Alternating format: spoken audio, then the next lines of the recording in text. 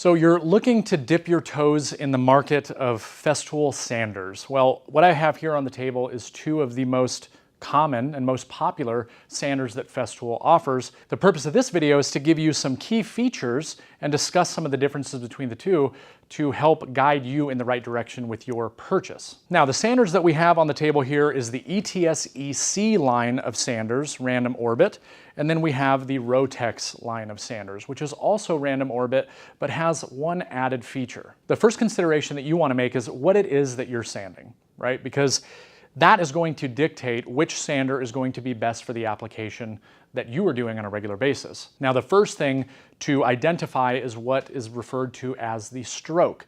So if you look at one of these sanders, the ETS-EC 125/3, that /3 means that the random orbit size is 3 millimeters. So that is going to put it at a much tighter resolution than the ETS-EC 150/5. This has a 5 millimeter stroke. So what does the larger stroke mean? It means that it is going to be more aggressive because it has a more aggressive sanding pattern. Now, both with the 125 series and the 150 series, you do have a 3-stroke and a 5-stroke.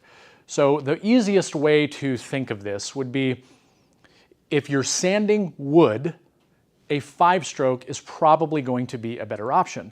If you are sanding finishes or very delicate surfaces or materials, then a 3-stroke may be a better option. Now, let me give you a real-world example of that. What we have here is a piece of poplar, hardwood, not veneered. This is going to be sanded much quicker with a more aggressive orbit, in this case being a 5-stroke.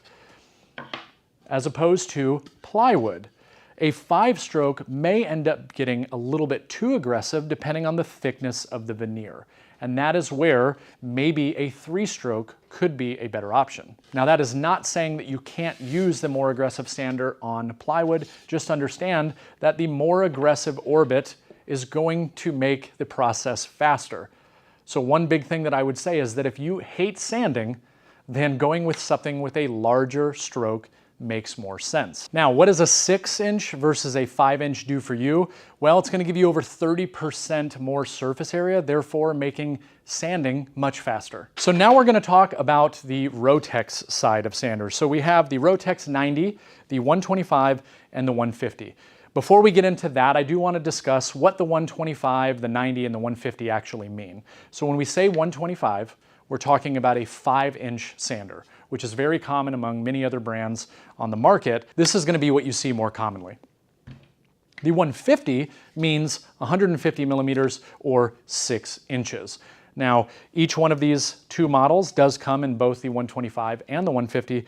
We have the added addition of the 90. So this would be the equivalent to, say, a 3.5-inch sander. Now, this is a very specialized sander in the sense that obviously you don't have nearly as much surface area. So this is not going to be great for every application, but if you're somebody that's doing a lot of smaller material, say face frames, and you need to sand those, and more importantly, be aggressive, this is going to be a great option for you. But what's going to be a more realistic option for most people is going to be the 125 or the 150. Now, we talked about stroke with the ETS-EC line. Let's briefly discuss some of the stroke options with the Rotex line. So while they both are the Rotex sander, and not only do they act as a random orbital sander, but you also have the ability to make it a geared random orbital sander, which is what makes these sanders so aggressive at removing material. Now, they are same in name, but they are not same in aggressiveness. The Rotex 125 has a stroke of 3.6 millimeters, where the Rotex 150 has a 5 millimeter stroke. So going back to what I said here, if you're somebody that doesn't like sanding, the more aggressive stroke is going to do the job faster. If I was to take the 150 in Rotex mode and the 125 in Rotex mode, theoretically, this is going to sand faster than this because of the more aggressive stroke. Same thing applies with the ETS-EC models. If I sand with a 5-stroke and a 3-stroke, 5-stroke's going to get it done quicker. Now let's go with use cases for the Rotex line of sanders. What I like the Rotex for, and what they're so well known for, is their ability to be ultra aggressive because of the gear mode, now let's see if we can hear the click, that is a pin locking in. So it's still going to move in its random orbit, however it is now gear driven, so it is going to be incredibly, incredibly aggressive at removing material. And where that would come into play is on rough lumber, or if I'm trying to remove multiple layers of paint, or anything where I need to remove as much material, flatten something out as quickly as possible, the Rotex is going to be the right choice because it is incredibly aggressive. But now let's go ahead and flip that and say, would I want to use a Rotex in Rotex mode on plywood? Probably not, because you're going to burn through that veneer very quickly. So again, it goes back to what application you're going to be using it for. The most important thing, what do I need a sander for? What am I looking to get out of it? And then that will help you decide which one is right for you. And finally, the last thing that I want to highlight is the ergonomics of each one of these. There is a case to be made that a Rotex, since it does have both random orbit mode to give you a nice finish, just like this random orbital sander would do, but it also has the gear-driven mode. So you kind of get the best of both worlds.